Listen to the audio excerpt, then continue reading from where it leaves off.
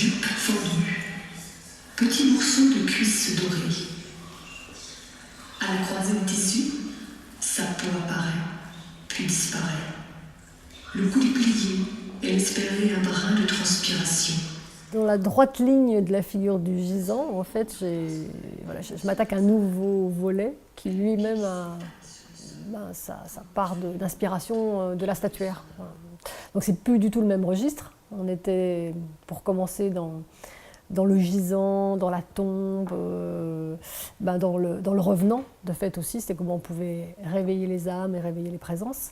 Là, on est beaucoup plus dans l'éros que dans le thanatos.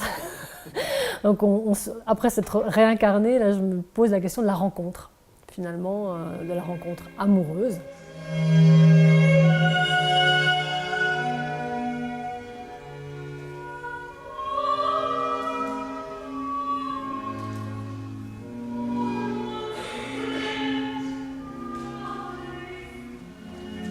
J'ai essayé de disséquer la rencontre amoureuse. Si on étale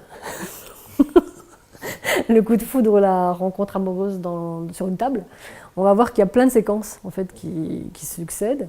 Par exemple, la question du regard, parce que souvent c'est quand même par là, que dans l'espace public, parce qu'on se projette nous dans l'espace public, donc qu'on remarque quelqu'un qui traverse une place et que quelque chose nous plaît, ou aux terrasses de café. Voilà. Donc on s'est dit, le regard est omniprésent dans notre vie quotidienne. On est sans cesse en train de disséquer tout le monde, les situations, mais surtout les gens. Trop grand, trop vieux, trop jeune, trop d'acné, trop de ventre, trop bête, trop hype, trop de décolleté, trop raide, trop de barbe, trop sûr de lui, trop Beatles, trop stone.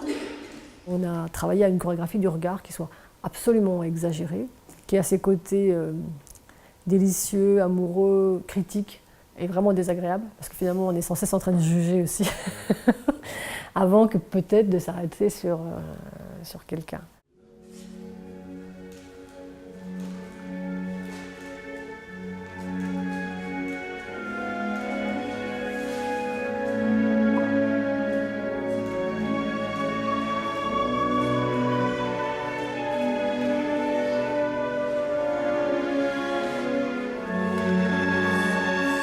La danse, c'est plutôt prête en séquence pour l'instant, qui se juxtapose.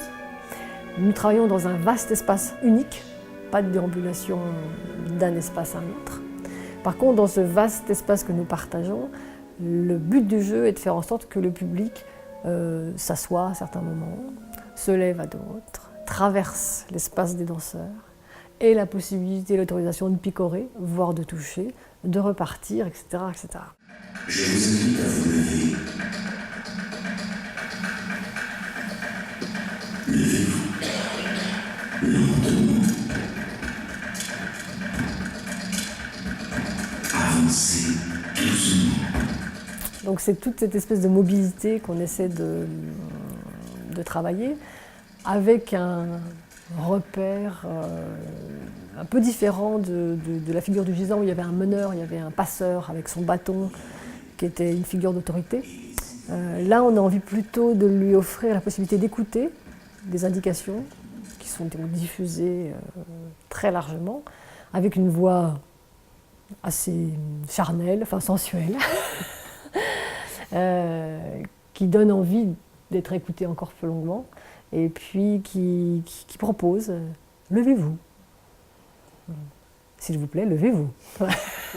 Donc le seul code qu'on espère avoir à donner avant de commencer avec ce groupe de public qui sera convoqué, enfin qui sera complice, c'est qu'il faut écouter la voix.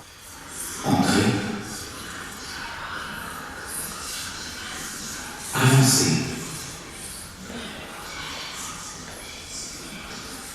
Avancez doucement.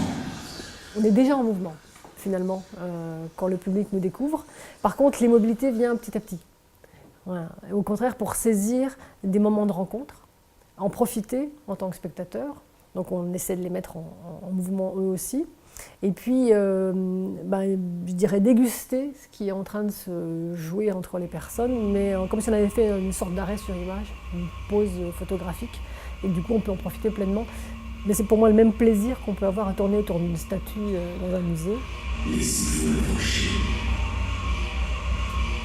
On a commencé à jouer d'ailleurs à l'élasticité, l'espace entre les corps. Là, c'est purement d'ailleurs entre les danseurs et le public.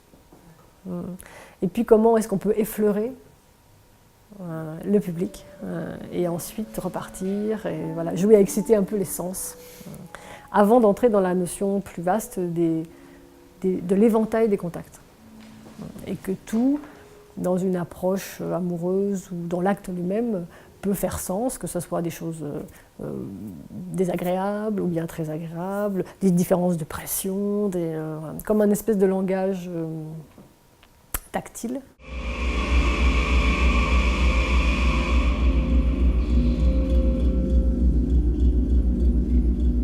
Et après on rentre, je pense, dans quelque chose où la part de charnel a plus d'importance.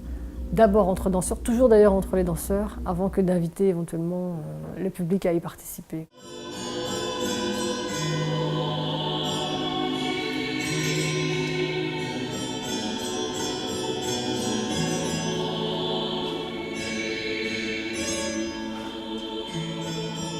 Trois hommes, trois femmes, mais avec des croisements permanents. Donc justement pour que on ne sache plus. La question du couple, on l'évoque de toutes les manières possibles. Et puis j'ai fait aussi, je pense, un choix de distribution où justement les garçons avaient aussi une potentialité de féminité, de douceur, de fragilité, et des filles avec de la force, et voire même un aspect, une silhouette androgyne.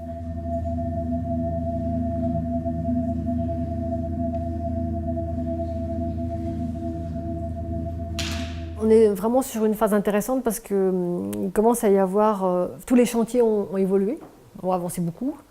Les costumes sont dans une phase presque finale.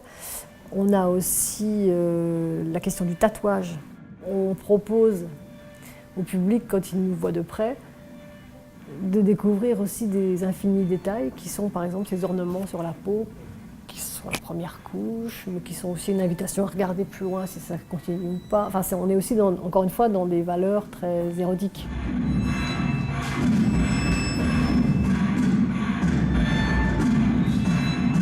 Musicalement, on est dans une espèce de ciel étoilé, là, où on a plein d'éléments qu'on essaie de mettre bout à bout. En tout cas pour notre première monstration, là, pour la sortie de chantier. Donc on est un peu sur un moment clé parce qu'on est aux 3/4 de notre temps de travail où l'assemblage commence à se préciser. Et du coup, c'est une zone de test vraiment très sérieuse pour nous sur public, impression que les danseurs peuvent donner, liberté que le public ne prend pas. Donc c'est le tricotage là.